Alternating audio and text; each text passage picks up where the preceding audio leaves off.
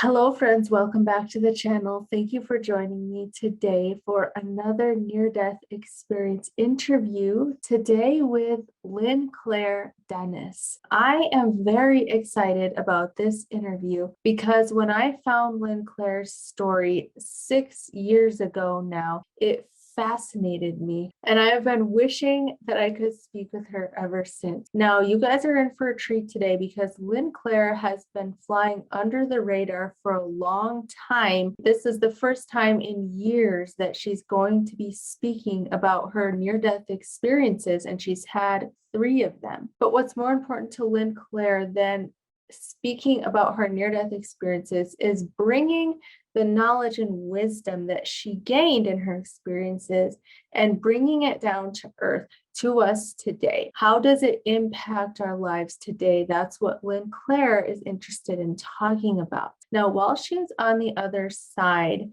when she was about to step into the light and ended up being pulled back to her life, just as she was leaving, she turned her head and she saw the pattern. According to my understanding, this is the pattern that the light was made up of, and really that everything is made up of. And she made it a point to remember that pattern and bring it back with her, which is why I was so fascinated by her near-death experience, because I wanted to learn more about the pattern. So today, Lynnclaire is going to share her 3 near-death experiences with us. In tomorrow's session, she will share a little bit more about the pattern, how that relates to us today, and what her and her team are doing to bring this information to the world. Lynnclaire is about to launch her website and is taking pre-orders of a book that is about to be published. She has a lot of exciting things going on, which we will speak more about at the end of tomorrow's session. All of her links will be in the description, links to her website where you can pre-order her book. Here's a little bit more about Lynnclaire in her own words. All I can do is my best to capture the sounds, dreams, and memories that arise. Every drop of ink, emotional and spiritual braille. Every stroke expresses a strand of the music I heard during 3 near-death experiences, the melody and the harmony never fading despite a brain trauma that deleted many memories. Dancing with death eradicated all fear of dying, presenting me with the gift of a lifetime of purpose, to be a catalyst for change, love, to bring forth, hold, and honor remembrance, to bring to conscious awareness the realms, realities, and remnants, in order that the spirit may remember the dance. Continually remembering that change is both time and love, I am grateful for its ever-present music. I have followed the flow of this song with a radical trust for 34 years, knowing that it is the sequence of frequencies that weaves the tapestry of life, connecting everything, even as it mends my body and spirit. Without further ado, here's Lynnclaire. Thank you so much for watching. Hello, Lynnclaire. Thank you so much for joining me today. I am just beyond excited to talk to you today about your experience and the wisdom that you brought back from that. So thank you for being with me today. Oh, Melissa, it's fun. We've been anticipating this for a couple weeks, and I'm happy it's here. Would you like to start then by just sharing whatever you're comfortable sharing from your near-death experience? Absolutely. So many of us grow up, living by other people's rules, and I'm no exception. I grew up in a home of thou shalt nots. I grew up thinking I wasn't good enough, I wasn't smart enough, I wasn't this, I wasn't that. And my daily prayer was pretty much, give me this day my daily delusion. And I was living a life that was based on the faith of my fathers, and my father in particular. And then at the ripe old age of about 31, I broke free of that, but found myself still trapped, trying to live up to other people's expectations. And in 1987, actually 1986, my goodness, time is it's like a warp. I got married and was on my honeymoon in Europe. And in my book, I talk about dancing at the Kaiser Ball at the Hofburg Palace in Vienna on New Year's Eve. And I remember so clearly walking down one of these hallways alone in this spectacular ball gown and being so aware that what I had done was create another level of illusion in my life, another kind of fairy tale that I just thought, is there enough magic in this moment to keep this alive? And that's probably my last thought in real time of that kind of era, of that journey, because 2 weeks later, we were racing in the international hot air balloon race across Austria from west to east. And we'd been in this small alpine town, village actually, for a week, and there was a 100-year storm raging. And so we were grounded, nobody was flying. And yet everybody kind of had their fingers crossed, hoping that eventually we would get to fly, that the weather gods would change their minds. And on the very last day, well, actually the night before, the last day, there was a forecast for a blizzard. But British Petroleum came in and decided to throw a party. Nobody drinks, there's no alcohol consumed during these races because you're high up in the mountains and you're going to go flying, in an open balloon. So the last night, there was all kinds of partying going on, and I've never been much of a drinker. And that night they said, oh, Lynnclaire, try this. It's called Yaga tea. And it turns out, if any of you know about Long Island iced tea, it's hot red wine laced with all kinds of clear alcohols. So the next morning, there was a blizzard outside. And I was rudely awakened and said, get up, we're flying. And apparently the storm was low. And they said that when we get above 5,000 feet, we were going to break out into clear blue skies. And I'm like going, wait a minute, that's a mile up in the air, in a picnic basket. So what happened was we were flying and the pilot began flying too high without oxygen. And one moment I was in the balloon, obviously unconscious. And the next moment I was outside of the balloon looking at my body and going, I have the memory is just sitting here. It's a little bit emotional for me because it's so right now, just talking about it. I remember the moment thinking, oh, I'm not my body. Not I'm not in my body, I'm not my body, meaning that I'm more than just a physical body. And in that moment, I literally just turned around, took one step, and was suddenly in the Alpine Meadows on Mount Rainier in Washington State. And absolutely overjoyed. But what's interesting to think about for me is that it was a 90-degree shift, stepping down, and yet everything was 180 degrees out of phase because the Alpine Meadows only bloom in July, and this was January. So my grandmother came to meet me. I had many of the classic near-death experience moments. By the way, there was no tunnel. Someone once represented my story, actually misrepresented my stories, showing that I went through a wormhole. Oh, no. I have no memory of going through a wormhole. I just turned and stepped down. That's all I remember. So anyway, there's several things that were quite significant. What people call a past life review, an amphitheater appeared in this meadow. And I remember thinking that there was a doorway off to my right and a doorway off to my left, and people were coming out, taking center stage and speaking to me, but they weren't using words. It was not audible, but it was all about love and the reason for our connection and why we were connected and what it was all about. And just this joyous experience, the most transcendent for me was when my grandmother came out carrying a child that had lost. And I wrote about this more than 20 years ago now, 25 years ago in my first book, about how this child said to me, I completed my purpose to absolute perfection. That was my healing from losing that child. So this kind of parade went on. And then the last person came out, and it was, you know how you close a shower curtain if you have a Yeah. shower closer and you pull it closed, you know, it was like they came out onto the stage and they pulled this curtain like a veil. And I could see someone walking behind it, but I couldn't see who it was. And they stopped in the center of the stage. And this individual spoke to me, and it was a man's voice. And he said, Lynnclaire, you will be a catalyst for change, for love. You will bring forth hold and honor remembrance. You will bring to conscious awareness the realms, realities, and remnants in order that the spirit may remember the dance. Wow. And I was just, okay, I have to remember this.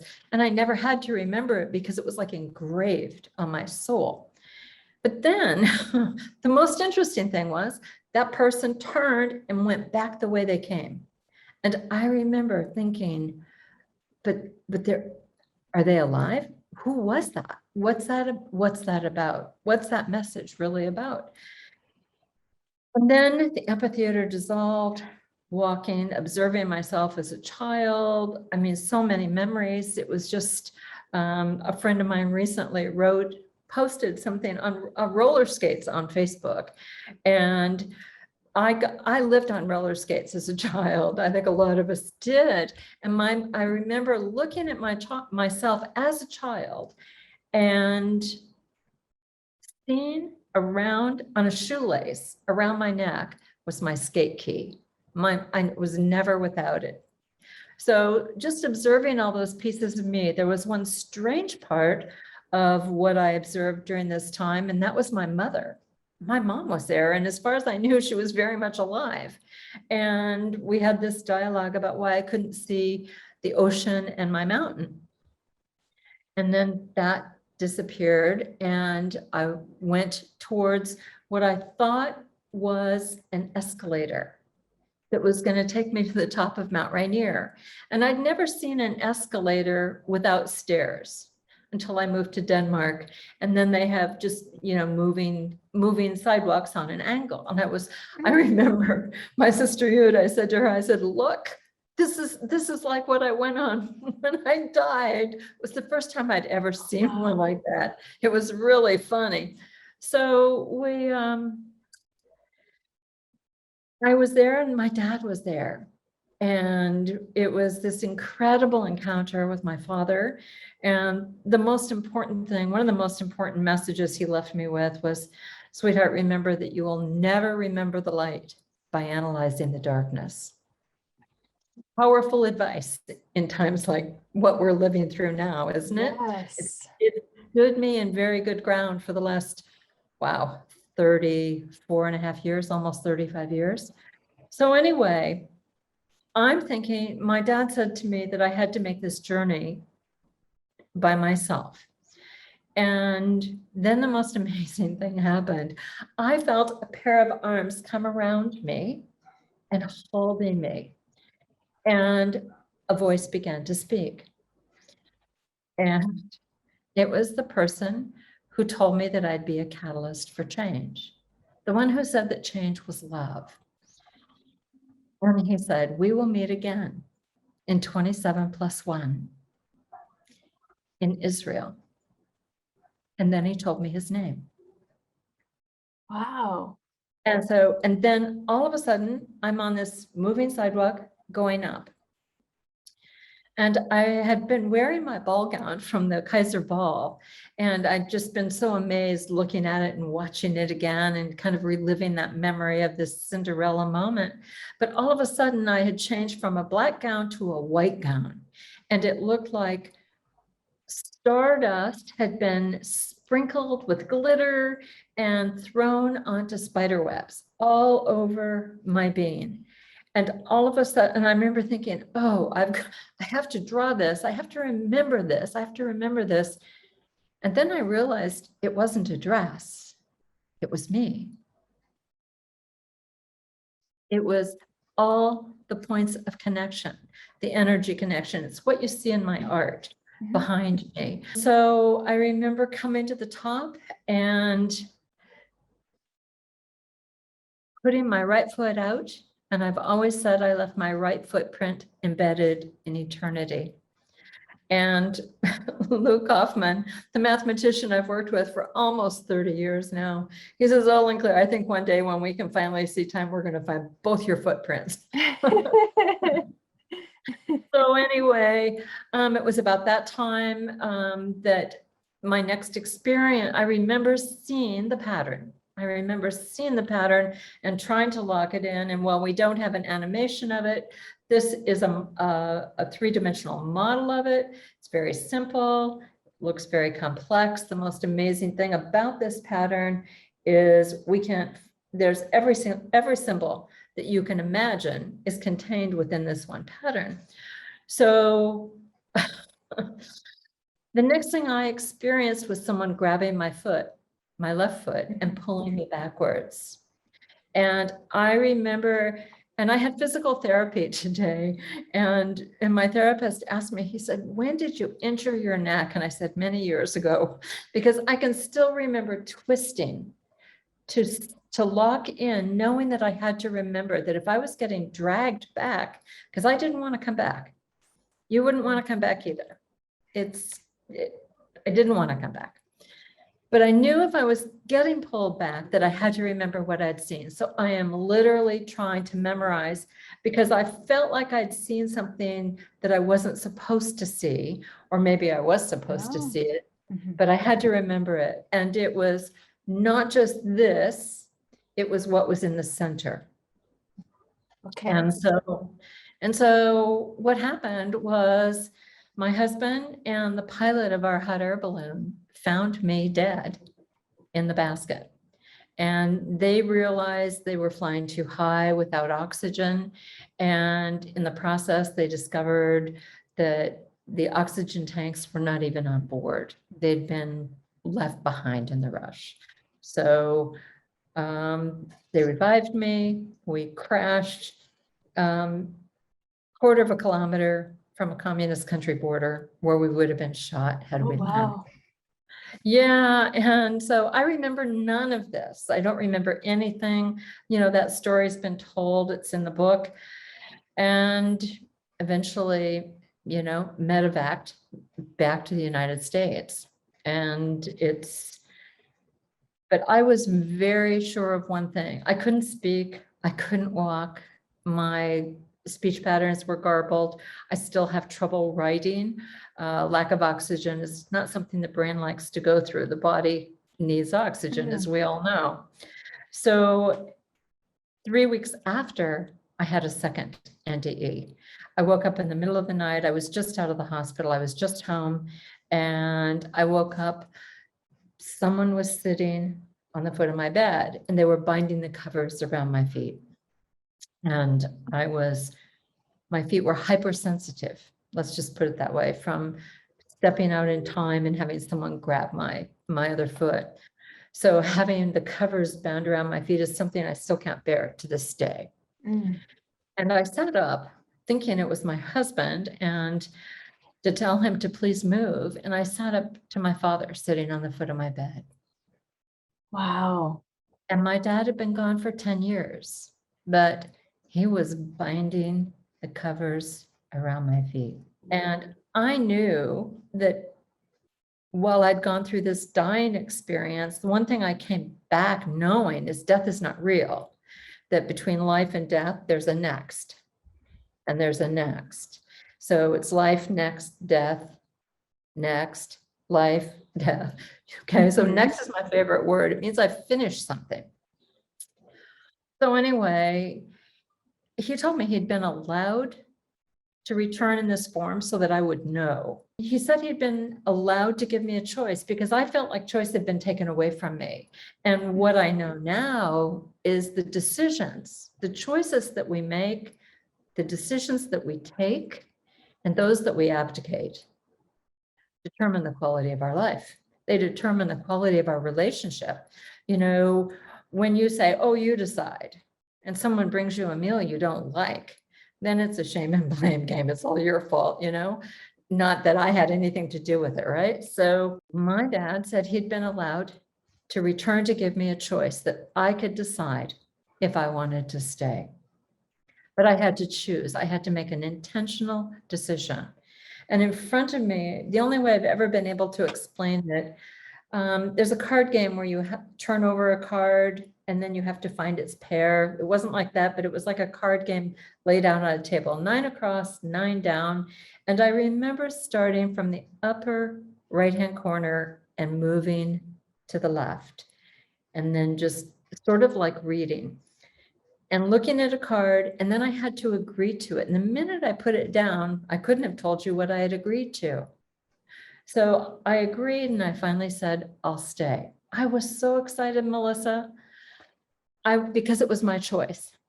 I had to say why I would stay. I said, I will stay the presence. I wanted to know who that person that walked onto the stage of my life and gave me this job, this purpose. I wanted to know who that was. I will stay for the presence, the pattern, and the children. And children has always been with a capital C, because we are the children. You and I are children. Okay, we might be mothers, but we're all someone's child. Anyone who's listening to this is a child. So that was my raison d'etre. That was the reason that I would stay. Realizing that my husband was not in the bedroom, I got up and I went looking for him. And I remember getting to my daughter's bedroom door. I got to my daughter's bedroom door, and she had her best friend spending the night, her mother had just died. And I remember thinking, but I said no, because I knew I was dying. And it was such a shock. My husband was in the other room. He heard me scream, but I said no. And the next thing I remember is being in a box and being mortified because I knew where I was. And without going into a lot of detail, I knew that to get back into my body, I had to get out of that box. And the only way to get out of that box was to get over my fear. And I remembered that I was to be a catalyst for change, for love. And in that moment, light began to come in from one of the corners down by my feet, moved to the neck to this other corner, and I rolled and followed it up. Just follow the light. And I went with it. I didn't go into it. I went with it. That's very important. And so the next thing that happened is I was in the shower, the bathroom shower, in the hall bathroom in front of my daughter's bedroom door, looking down at paramedics working on my body. Listening to my husband scream at the paramedics. He was a physician and felt he knew more than they did, and watched them throw him out of the room, watched them take my body to the ambulance, followed it, listened to the ambulance attendant, the paramedics say, we'll pronounce her DOA at GSH, dead on arrival at Good Samaritan Hospital. And I remember thinking, you're in for a big surprise, because I'm coming back. I just didn't know when. And I remember very, very clearly coming down the road that led from our house to the hospital, as he was making a left-hand corner, winter icy roads. I remembered sliding feet first through the top of my head back into my body, opening my eyes and scaring him to death. I mean, he was just terrified when I opened my eyes and said, hi. It's like, 1 minute she's dead, 1 minute she's saying hi. I have to tell you, I always wished I had the presence of mind to say boo, because it was such a poignant moment, and I wasn't gone. We went into the hospital, into the emergency area, on 2 wheels. The back door flew open, and because my husband at the time was a physician on staff at that hospital, they knew they had a doctor's wife coming in. coded. And they didn't have time to even give them the message that she's back. So I remember this woman doctor grabbing my wrist, my arm, pulling it forward and taking one of these humongous hypodermic needles and jabbing it into my wrist. And I screamed. It scared her because she had no idea I was back. And of course, she was drawing for blood gases to pronounce the time of death. So nobody's ever been able to explain why I died that second time. What happened? I know what happened. I was given the choice. I could choose, I could go or stay. And so life went on and on and on. And it took me a year to learn to speak again, to get my balance back. I still have trouble writing. People know that. God bless editors, the universe bless editors and people who proofread. It's magic, because sometimes I have what's called aphasia. The word that I see in my head or hear in my head doesn't communicate to my fingers actually. So it makes it somewhat of a challenge. So people, if you're looking at my websites or my art site, don't hesitate to tell me if you find a typo. They're there. I guarantee them. I am fluent in typo. I read it and write it perfectly. So then I had a third NDE, and that's when I discovered that you can negotiate with the universe. The universe is conscious, and you can negotiate. On February 2nd, 2001, I was on the island of Bornholm in Denmark. And some of you might be familiar with the work of Erling Hageson, Henry Lincoln, Holy Blood, Holy Grail, and sacred sites across Europe. Well, these guys wanted to show me some that are out on the island of Bornholm. And it's the apex of this geometry, this geometric grid laid out across Europe. And its focal point, where they say the apex is, it's a little island called Christiansø, which is north of the island of Bornholm. So we were out there, and I couldn't sleep all night. It was crazy. And my family, Peter and Jutta McNair, they're my family in Denmark. I can remember the moment clear as a bell. I came out of my room. I was standing in front of my door. Jutta had just come out of her bedroom. She was standing in the bedroom door. Peter was brushing his teeth at the sink.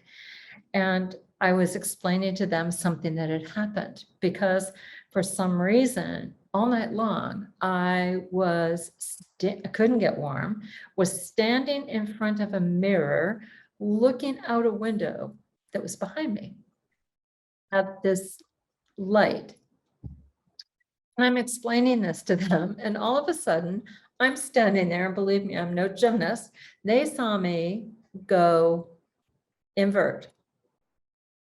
Okay, flip forward and literally thrown down 3-meter ladder onto a 1-meter square concrete stone. Oh, wow. 1,000 years old, and couldn't move, freezing cold, big blizzard had come in the night before. When the ambulance eventually got there, I tried to catch myself. I remembered that there was a rope ladder going down, and I remember trying to twist to catch myself, and I couldn't. So got to the hospital, and the one thing that I remember so clearly about that moment, that experience, is how kind everybody was. Everybody from the housekeeper to the doctors to the nurses came in and introduced themselves, not as Dr. So-and-so, but using their first name, relationship. They were so oriented from a personal, caring perspective. And I would laugh. We were laughing and talking, and I just remember being happy to not be cold. And so we started talking, and they took me through MRIs and CAT scans and all the rest, and an X-ray as well. And then Henrik, my nurse, said, "Okay, I have to go. Will you be okay?" And I said, "Sure, I'll be fine." And he came back in, and I could see that he was crying. and his energy, the whole field, and Peter and Yuta were nowhere to be seen. And his energy had changed. And I knew something was wrong. And I said, Henrik, what's going on? And he said, it's okay. I said, what are you doing? Because I saw him go down towards the end of the bed. But I wasn't aware, I couldn't see what he was doing. I said, what are you doing? And he said, well, I just gave you a shot of morphine. I didn't feel a shot of morphine. I said, why? I'm not in pain. And then I saw he was really crying and he just walked out. And I just went, wait a minute, what's going on? Well, I had broken my neck. Oh, no. And yeah, and it was not a good situation. I had no feeling. I couldn't feel. And the doctors came in and told me that I'd broken my neck at C5 and that there was a helicopter coming in from Maurice Hospital, the University Hospital in Copenhagen, trying to get in because there was a storm. They were going to try to get in because they couldn't treat me there. And so he explained that they were going to be drilling holes in my head and putting my head in a crown, a metal crown, for the helicopter trip. And then he left. He said, Henrik, we'll be back in a few minutes. And then I had an experience. I don't believe in angels. Let's be real clear about that. One thing I talk about is I believe in, these are arcing angles, okay? And it's like a kaleidoscope. When geometry moves, if this is a point and this is a point, when it moves, it creates an arc. A straight line in motion creates an arc. So I don't think they're aliens. I don't think they're angels. I think there are others who share space and time with us, but a different track of time, perhaps, might be the way to explain it. But they have this ability to bring their bodies back and forth with them. All of a sudden, one of them, and I'd had several experiences with this before, was standing next to me. And she asked what I interpreted as a question. And it was 3 words. Will you still? Will you still? And I interpreted that be a question. Would I keep the vow that I'd made to promise, the promise to remember? I lost a friend my senior year in high school who became a quadriplegic. And I'd just been told that was a possibility for me. So I knew too much. So I knew I had to be authentic and answer truthfully to what I thought was the question. Will you still? And so I answered her and I said, until I draw my last breath. Because I knew life and death was a choice. So I knew I wasn't going to stay in a body if that was going to be a condition of my existence. Right? So she was gone. And all of a sudden, Melissa, I felt energy moving through my body that felt like it was painful. It was not fun. It felt like someone was pushing steel rebar through my body, top of my head, through the soles of my feet. And I started laughing. And Henrik came in and I said, I want to see Peter McNair now. You cannot touch my head. You do not have permission. He was getting ready to drill holes in my head. And it's like, when you see it, it was just not pretty. So they brought Peter. I was a crazy person. I said, I want to see Peter McNair now. And because he was a chief physician at the time in Denmark, well known, they let him in. And he came in and my first question to him was, how's Yuta? Because he said, she's calling all over the world to tell people to pray. And I said, okay. I said, Peter, you need to tell them to put me through the MRI one more time. And he looked at me and he looked at me and he looked at me and said, why? I said, because I've had a healing.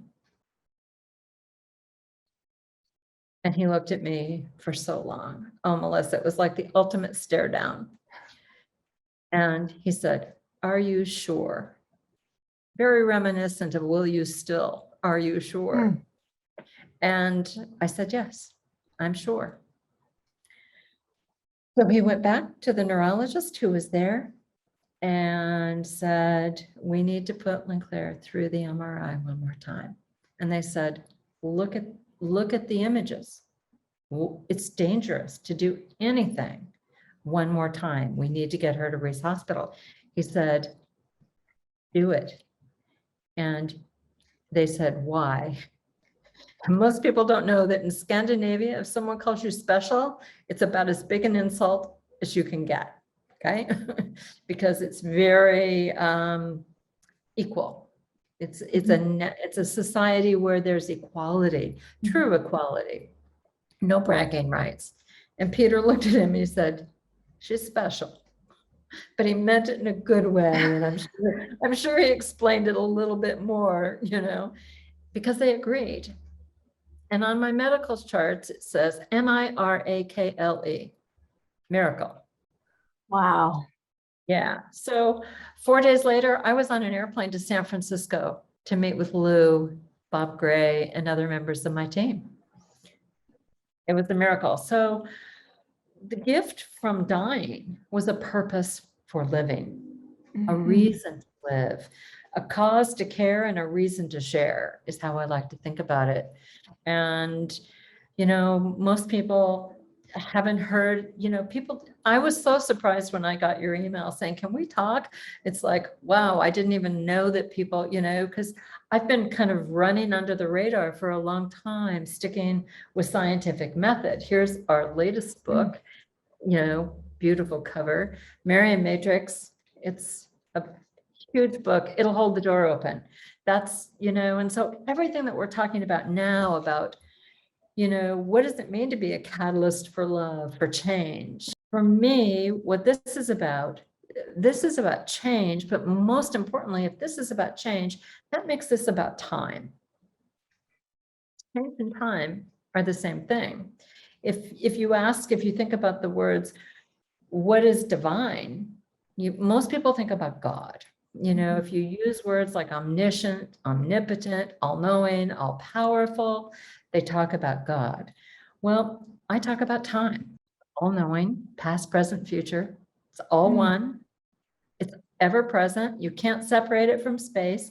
You can't separate yourself from it.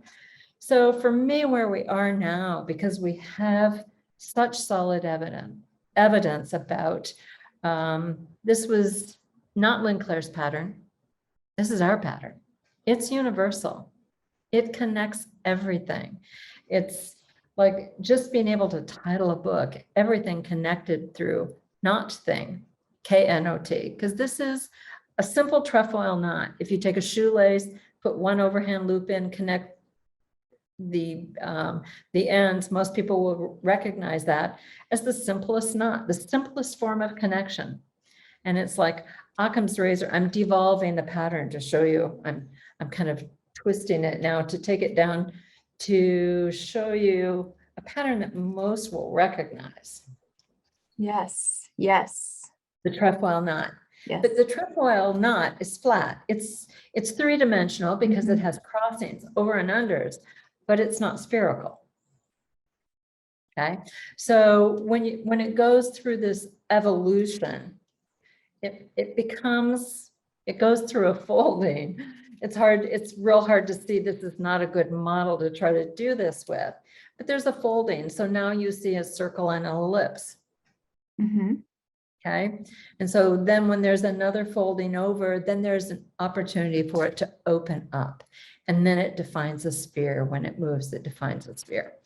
So that's what I'm up to. And our purpose now is to bring heavenly minded ideas down to earth for earthly good. What this book is really showing us is how everything is connected, showing us piece by piece by piece how to bring about inner peace and how to rebuild our lives. And it's sort of like deconstructing the knot like I just did. It's learning to take a look at ourselves from a new perspective, learning to cultivate perspective again and again. It's about living your best answer in the moment. But what do you do when that answer is no longer true? Do you keep living that answer? You've been through that. You have to find a new question. And you have to ask and answer the new question, which is sometimes really hard to even figure out what the question is. So what we have is the instruction booklet, how the pieces fit. But guess what the instruction booklet is? It's not an answer. It's not the answer. That's the illusion. Everybody wants to tell you, so many people, not everybody, so many people want to say, I've got the answer.